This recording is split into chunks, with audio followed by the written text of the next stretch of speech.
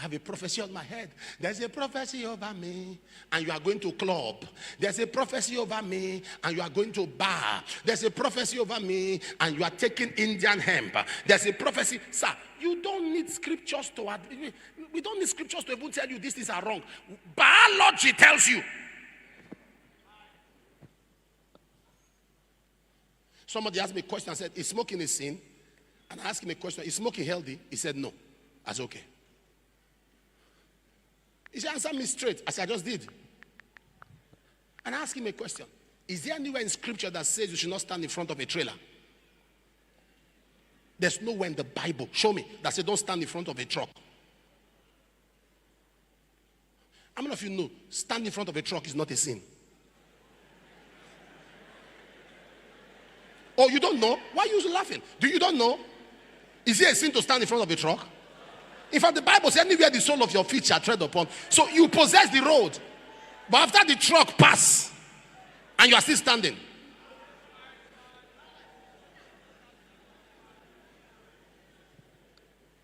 I wish I'm talking to somebody right now.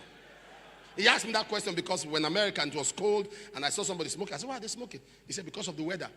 And he was trying to explain everything. And I said, what happened to hot tea? What happened to coffee?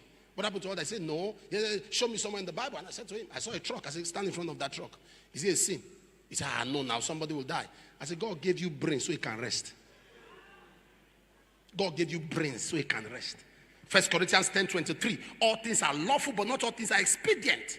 There are things that don't look wrong, but they are not right. I wish I'm talking to someone. You must understand character. The prophecy, sir. It doesn't matter how loaded and gifted you are.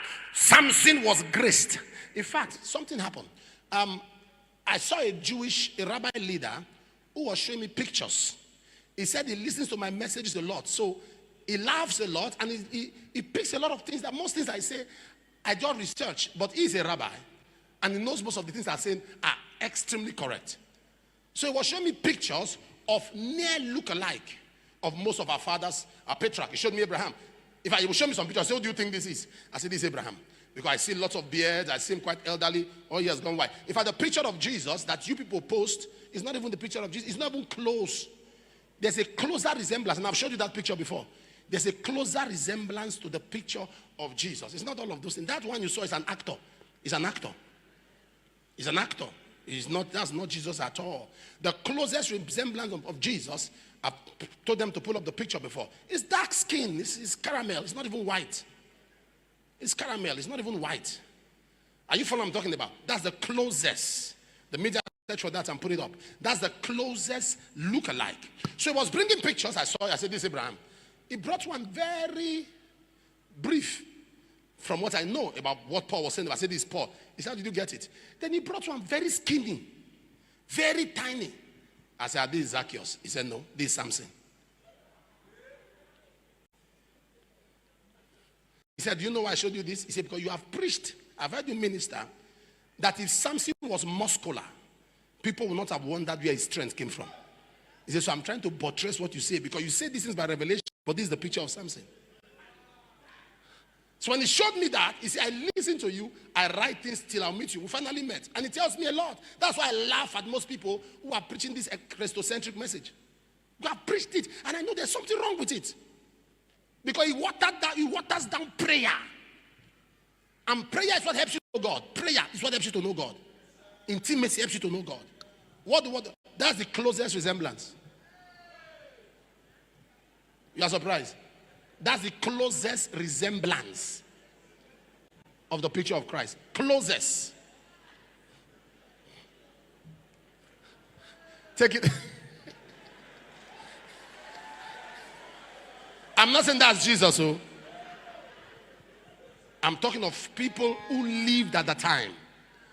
There were no photos taken, but those who lived at the time.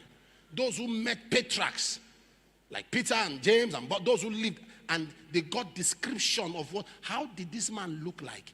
They described that as a caramel, not even light. That's part of what the Western world wants to do to us. To make us believe, water down, and bring all of that, make us... Have you seen a black doll baby before? White. It's a Western projection.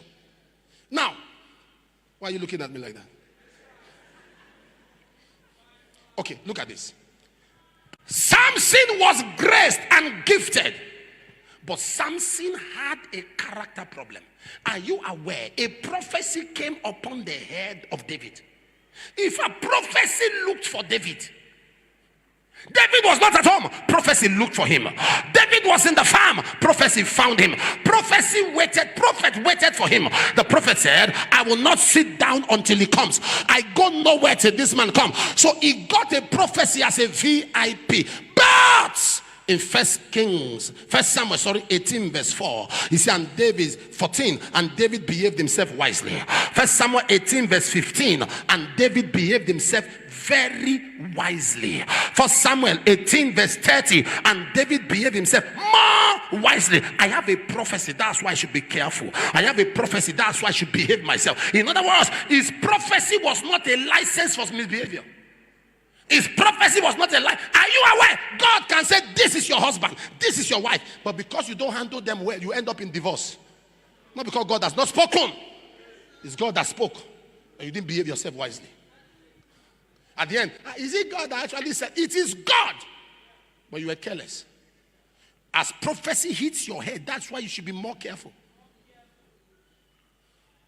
People think grace is a license to rascality. Grace is a license to misbehavior. No, you must understand the place of character. Somebody shout character. Shout again. Shout again. You cannot have the character of a slave and end up in the palace.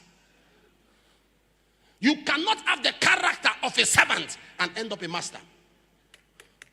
Character is prioritizing right doing.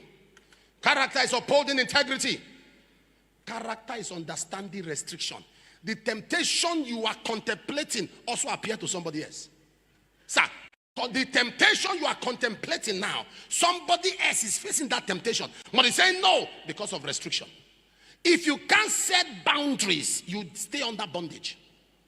If you don't understand the place of boundaries, you remain in bondage. You must understand the laws of restriction to operate in soundness of character. You must understand the laws of restriction. You must understand that you must put boundaries around yourself. When you set boundaries, people may not be happy, but over time they get used to it. Oh, nobody's following me. I know a man of God who does not, his phone is never on till 12 o'clock. He's praying, he's worshiping, he does vigil all the time, so he must sleep. He told me that science tells you 8 hours complete. You must sleep 8 hours. All right? So after vigil, he must complete his 8 hours sleep.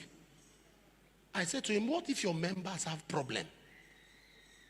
He says, is it not better that I don't have problem? And guess what he did? He said, because they are now used to it, no matter the problem must wait till after 12. People may not be angry when you set boundaries, but over time, they get used to it. So you must understand that character is the foundation of destiny. When character is corrupted, even prophecy is disrupted. When you corrupt character, you disrupt prophecy. No matter what God has said about you, it becomes faulted by your lack of character. Lack of character kills boldness and capacity, because a competent man is a confident man. Character.